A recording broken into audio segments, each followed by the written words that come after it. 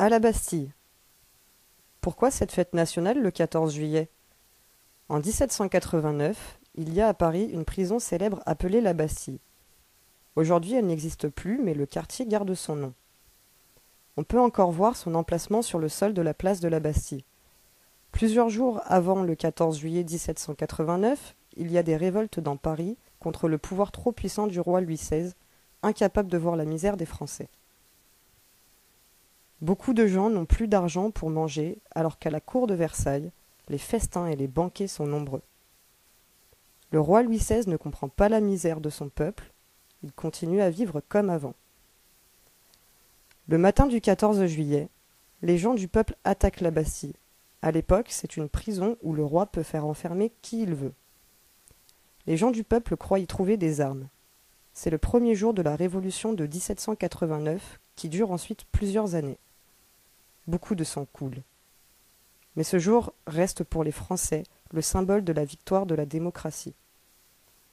Le 14 juillet suivant, tous les Parisiens se réunissent au Champ de Mars pour fêter leur union au mouvement révolutionnaire. C'est cette double fête que l'on célèbre chaque année. Le jour du 14 juillet en France, c'est la fête. C'est un jour férié.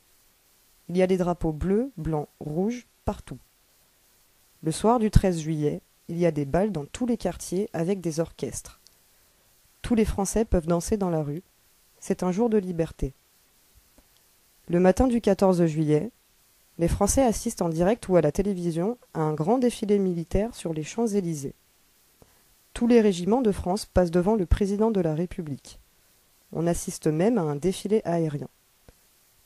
Les avions de la patrouille de France volent au-dessus de l'Arc de Triomphe. Ils laissent derrière eux une longue écharpe bleu-blanc-rouge, magnifique. Il y a ensuite le discours du président de la République aux Français, toujours transmis par la télévision.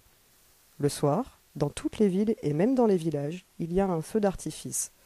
Les dernières fusées qu'on appelle le bouquet sont en général aux couleurs de la France, bleu, blanc, rouge. Mais le grand feu d'artifice, c'est celui de Paris. Tard dans la nuit, il est tiré depuis la tour Eiffel. On peut le regarder dans toute la France, car il est transmis en direct par la télévision, en même temps qu'un concert gratuit donné par des artistes célèbres. Chaque citoyen peut ainsi vivre avec joie la fête nationale.